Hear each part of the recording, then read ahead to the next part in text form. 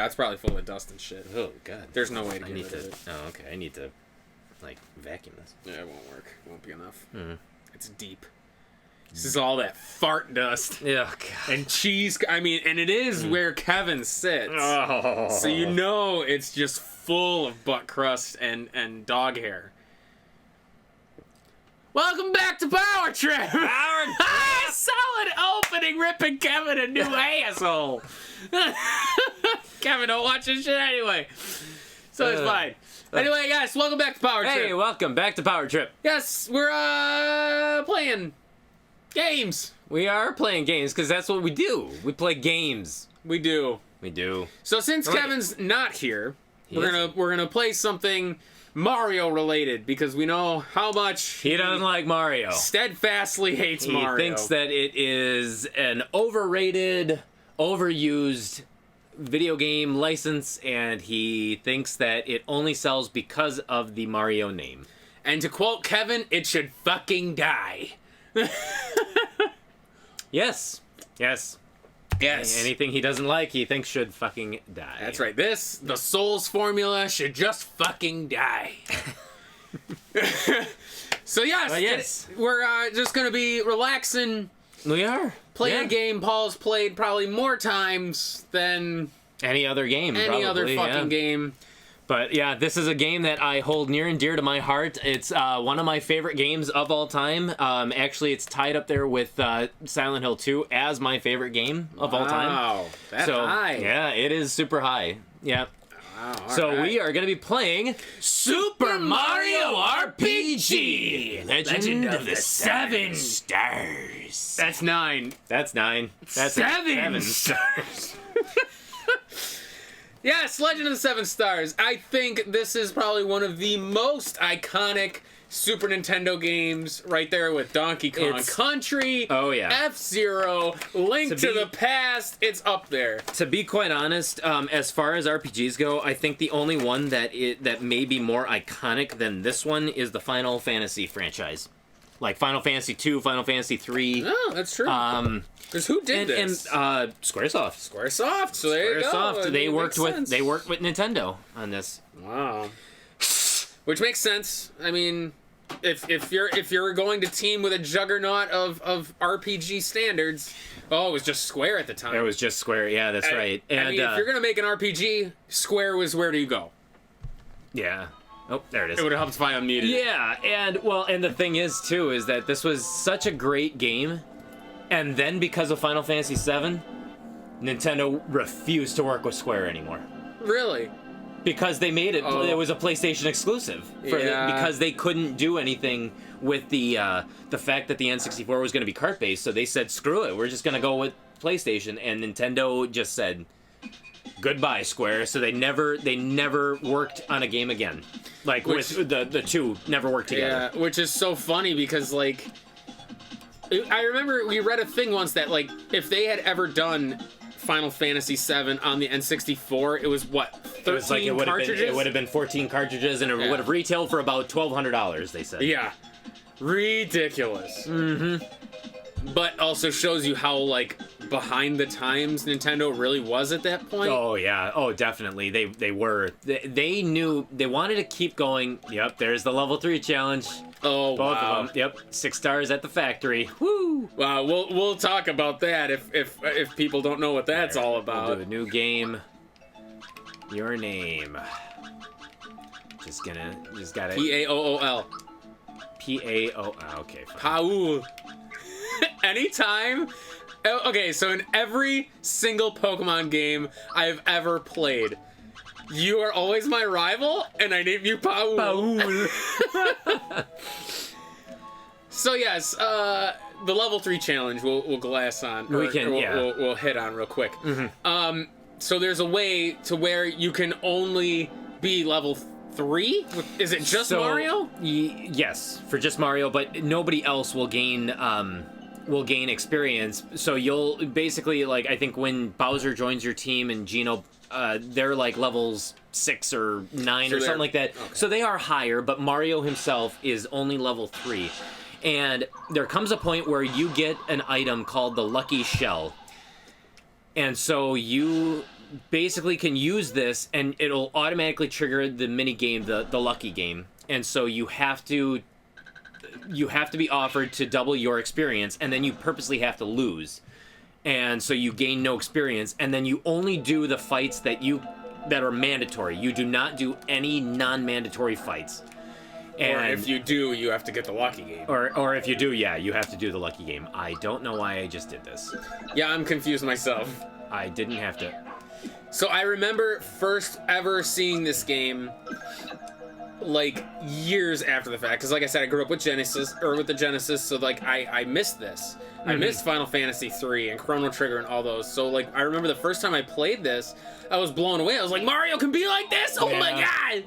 Well, and it's the funny thing, too, is that I remember renting this game multiple times at Blockbuster Video, and I loved this game. The first time I played it, I fell in love with it, and it made me think that RPGs were actually one of my favorite genres of video game as a result. And so I think like, afterwards, like, on the Nintendo, when I was trying to get all the games, I got Final Fantasy 1 pretty early on, and I played it, and I'm just like, I'm not liking this as much as I like Super Mario RPG. Like, why is that?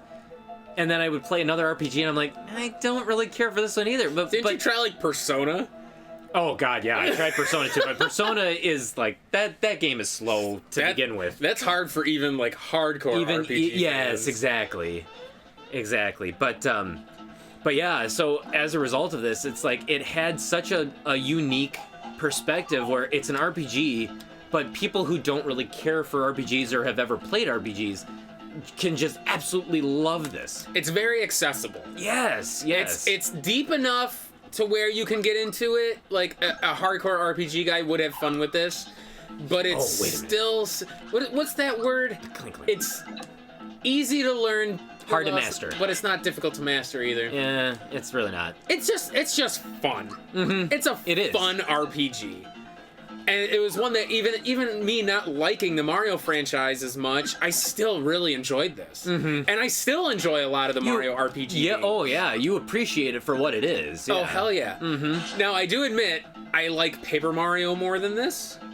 Which was the spiritual successor to the Mario RPG franchise. Yes. I enjoyed, and that was N64. I enjoyed Paper Mario, and then I enjoyed Thousand Year Door, as well as even, like, Mario and Luigi's Superstar Saga. Yes. Which I know you played the remake. You didn't play the original. No. I think maybe you would have liked the original better than the remake. Maybe, yeah.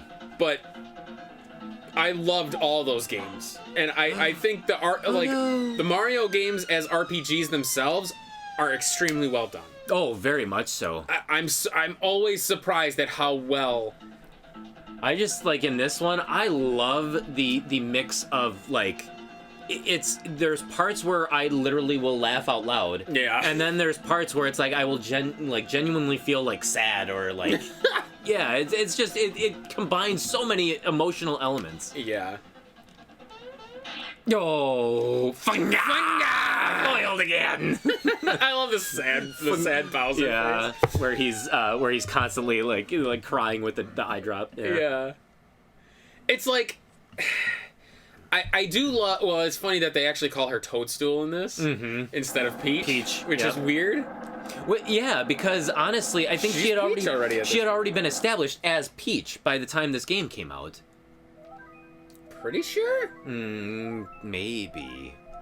We'll have to look into the origins of Peach and Toadstool, but yeah, because I've always wondered when she turned to Princess Peach. Because it was Toadstool in Super Mario Brothers 2, in Super Mario Brothers 3. Yeah. And then it was I don't know, was she Toadstool in Mario Kart? Super Mario Kart? I don't know. I'd have to actually look that up. Yeah. Because I'm really curious as to when that happened. And there's that title, Super Mario RPG. Awesome. God, I love it. With the 7 stars. 7, not 9. Stupid sword. Exor. So dumb. I always thought he was the final I always boss. thought so too, just because he's so freaking ginormous. Yeah. The only thing I never cared for about, like, these, and even like the Paper Mario ones, is that Luigi's not really present. Yeah. Which is why I liked the ones on like the Advance and the DS. Yeah, because it encompassed Luigi then, and he was a part of the team. It's because they always shit on Luigi for some reason. Yeah, and it's like it was nice to see him included in ones like this because they're the Mario Brothers. They're supposed to be together. Mm-hmm. It was always kind of cool.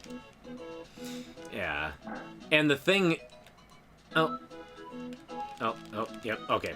And the thing with that is like, Luigi does make, like, I don't know if he actually makes an appearance in here, but he does make a cameo in the sense that you will go to a place called Star Road in here, and you can see, like, read people's wishes, and a wish by Luigi pops up, too. Oh, yeah. But again, the wish of, do I have to... I forgot that I have to do something. Hold on. Wait a minute. If you're tired, just turn off the fungi light for a snooze. Okay, yeah, I don't... Oh. Wait, because then I have to tell the story about Peach. But even the wish that Luigi makes is like, it's kind of putting him down, because he's like, I wish I was I wish I was more like my brother Mario. Yeah. And it's like, come on! Okay, so here. Oh, say it. Princess Peach... in Japan has always been called Princess Peach since her debut in the original Super Mario Bros. In 1985. But she was localized as Princess Toadstool. The English version of Yoshi's Safari, released in 1993, contained the first usage of the name Peach in the Western world. Oh, wow. Interesting. Wait, really? Yeah. Though she was called Princess Toadstool in Wario Land, Super Mario Land 3, released in 1994. Oh. In Super Mario 64 and 96, she uses both names in a letter addressed to Mario, signing it Peach. Mm-hmm. From the 1996 game Mario Kart 64 onward, the name Peach was used in Western versions. Wow. So there you go. Interesting. And this came out, honestly, almost around the same time that Super Mario 64 came out. 64 came out in 1996. Mm-hmm. This came out, if I'm not mistaken, in 1996 as well, too. Wow. Yeah. Let's see you deal with this.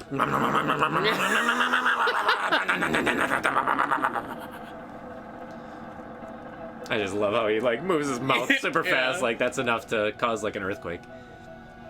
God, I remember that scene. Like, just that shot looks so cool. It's epic. It's epic, yeah. I love the overworld map in this. It's not, like... It's not overwhelming. No, not at all. And it's very linear. Oh. You're back so soon. Did you forget something? No. What happened then? I love he reenacts. And then I love how he does the reenactments. Yeah. It's clever in the fact that they don't ever have him talk. Mm-hmm. I love that they'll still have him illustrate what's happening without talking. It's so good. Yeah. And they've always held that true. Like, he's never talked. Mm-hmm. I don't think in any of the games, really, other than his woo-ha! Yahoo! Yeah, for the most part. He never says anything. Of course I do. Luigi's always the one that would talk in Superstar Saga. Mm-hmm. And in any of the other ones, but yeah, that's really funny. I never really thought about that. I remember I came back to warn you that the Muncher Boy is swarming with monsters. They just barely made it back here in one piece. Mario, please do something! I do know about timed hits. Yes. And that was one of the best things about this. I loved it. And this game ingrained timed hits in me for the remainder of my life. Mm-hmm. Because now I will play games like the Pokemon series.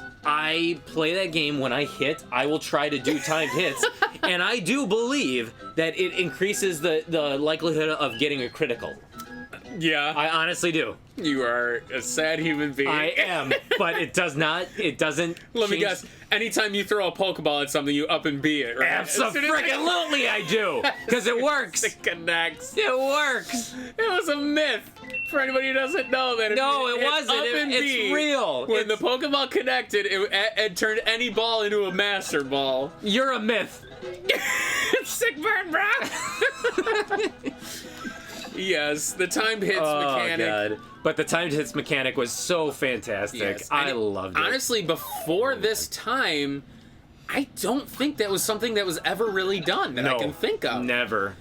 I truly can't think of an RPG before this that ever incorporated the timed hits. Because none of the Final Fantasies, at least in the United States, had ever done that before. No. And they still don't. No. So, but there are a lot of games that now copy the timed hits. Yeah. The timed hits moved on in Paper Mario. It sure did. There's a game for the PS1.